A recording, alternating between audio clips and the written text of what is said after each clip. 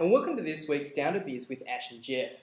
This week it's Archetypes Part 3, so if you haven't had a look at Parts 1 or 2 before, check them out in the Down to Biz archive. This week what we're going to do is we're going to show you how to define a brand archetype. The first thing you want to do is have a look and find your iconic archetype. We explained this in Part 2.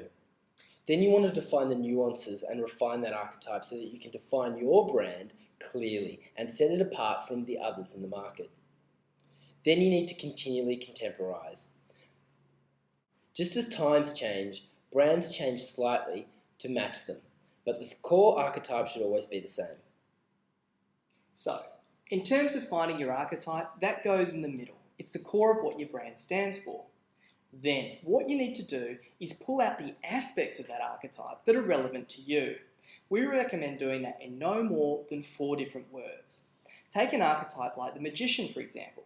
There are so many different types of magician, from a Disney magician to a Merlin. What type of magician are you, and what aspects of that archetype are important? Once you have your core established, you may need further explanation.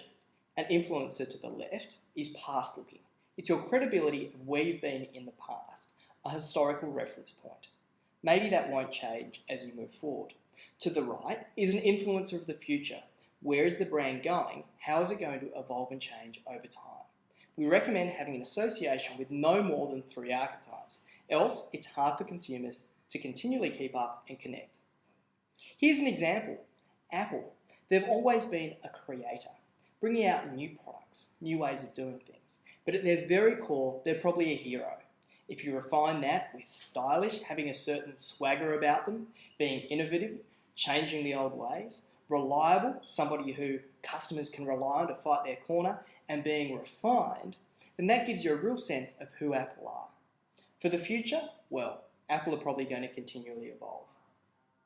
So that's all. Hopefully the 3-step archetype tool works for you. Check out Part 1 and 2 to make sure you have a complete understanding, and we'll see you next time on Down to Biz.